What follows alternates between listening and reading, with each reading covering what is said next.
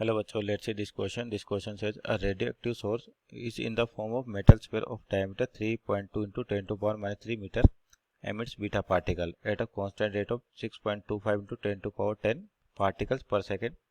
The source is electrically insulated and all the beta particles are emitted from the surface. The potential of the sphere will rise 1 volt in time. तो यहाँ पर पहले तो बात करते हैं आपके पास की कॉन्सेप्ट की कि आपका जो रेडियो एक्टिव सोर्स है किस फॉर्म में स्फेरिकल फॉर्म में दे रखा है। तो की कॉन्सेप्ट लिखे हैं यहाँ पर तो पहले कि जनरली क्या होगा, ये आपके पास जो रेडियो एक्टिव सोर्स है वो क्या होता है, अनस्टेबल होता है। तो वो अपने आप को स्टेबिलिटी अचीव करने के लिए क्या करता है, एनर्जी पार्टिकल्स रिलीज करता है और यहाँ पर दे रखा है बीटा पार्टिकल रिलीज करता है। तो सिंपल ये कॉन्सेप्ट होगा आपका रेडियो एक्टिविटी का, रेडियो एक्टिविटी। दूसरा अपन कह सकते हैं यहाँ पे पोटेंशियल की बात कर रखी है, तो यानी कि एक और की कॉन्सेप्ट देख सकते हैं अपन की concept electric potential. Electric potential तो यहाँ देखिए जो कंडीशन है उसके अकॉर्डिंग कि आपको एक स्फीयर दे रखा है जिसका डायमीटर दे रखा है 3.2। तो रेडियस निकाल सकते हैं अपन कितनी, 3.2, यानी कि इसको 2 से डिवाइड करें तो यानी कि d/2 लिखे सिंपल। तो ये हो जाएगा आपके पास 1.6 into 10 to power minus 3 meter. तो आपका जो स्फेरिकल डायमीटर होता है या स्फीयर होता है उसका जो पोटेंशियल लिखा जाता है वो होता है KQ/R। सरफेस पे क्या होता है KQ/R, क्योंकि सारे पार्टिकल्स कहाँ से निकले, सरफेस से निकले, तो पोटेंशियल होता है KQ/R। और इसकी वैल्यू कितनी दे रखी, 1 वोल्ट चाहिए अपने को। तो यहाँ से Q की वैल्यू क्या आ जाएगी, R/K।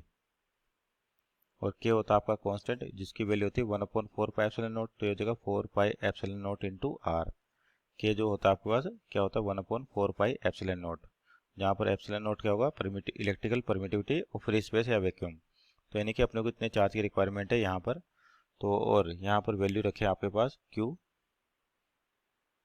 तो ये हो जाएगी आपके पास 1/4πε0 की वैल्यू क्या होती है आपके पास 9 इंटू 10 टू पावर 9। ये जो सोल्व करते हैं अपन तो वैल्यू आती है 9 इंटू 10 टू पावर 9। तो यहाँ पर जो R आया अपना वो कितना था, 1.6 into 10 to power minus 1.6 into 10 to power minus 3। और ये अपॉन में जाएगा तो ये हो जाएगा 9 इंटू 10 टू पावर 9। तो यानी कि इसको लिख सकते हैं अपन 1.6 divide by 9 into 10 to power, ऊपर जाएगा तो माइनस का 12, यानी कि इतना चार्ज आपके पास जनरेट करना है कूलाम। तो ये चार्ज की रिक्वायरमेंट आ गई। अब अपने को बताना है कि एक बीटा पार्टिकल, यानी कि बीटा पार्टिकल बेसिकली क्या, फास्ट मूविंग इलेक्ट्रॉन है। तो कितने इलेक्ट्रॉन चाहिए अपने को ताकि इतना चार्ज आ जाए। तो वहाँ से नंबर ऑफ चार्जेस निकाले अपन। तो नंबर ऑफ चार्ज सिंपल आपके पास क्या हो जाएगा कि एन की वैल्यू Q/E। तो अपने को Q पता है कि टोटल चार्ज कितना चाहिए अपने को, 1.6 इंटू 10 टू पावर कितना 10 to power minus 12 divide by 9। और जो आपका इलेक्ट्रॉन का चार्ज होता है 1.6 into 10 to power minus 19, 10 to power minus 19। तो ये हो गया आपके पास किसकी वैल्यू, एन की वैल्यू, यानी कि इतने बीटा पार्टिकल आपको रिक्वायर्ड होंगे। अब यहाँ पर अपने को बताना है कि टाइम बताना है कितना होगा। और ये थोड़ा सा सोल्व करें इसको तो 1.6 कैंसिल आउट हो जाएगा तो बचेगा 1/9 इंटू 10 टू पावर, ये प्लस का 19 हो जाएगा तो 10 टू पावर 7। तो इतने आपके पास बीटा पार्टिकल की रिक्वायरमेंट है। तो आपको रेट दे रखी है यहाँ पर, तो टाइम कितना लगेगा, टाइम की वैल्यू पूछ सके। और रेट दे रखी है आपको यहाँ पर फॉर्मेशन की 6.25 इंटू 10 टू पावर 10 पार्टिकल्स पर सेकेंड। तो कितना टाइम लग जाएगा आपके पास।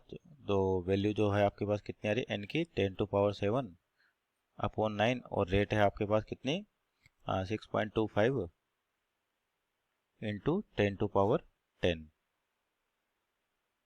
तो यहाँ से टाइम निकालें तो अप्रोक्सीमेटली आपका जो टाइम आ रहा है यहाँ पे 18, अपन लिख सकते हैं 18 into 10 to power minus 6 second, यानी कि 18 माइक्रो सेकेंड। अप्रोक्सीमेटली क्या, 18 माइक्रो सेकेंड। यानी कि जो टाइम लगेगा आपके पास वो कितना लगेगा, 18 माइक्रो सेकेंड। सो और final answer 18 micro second. Option check करते हैं तो ऑप्शन नंबर 18 आपका राइट आंसर होगा।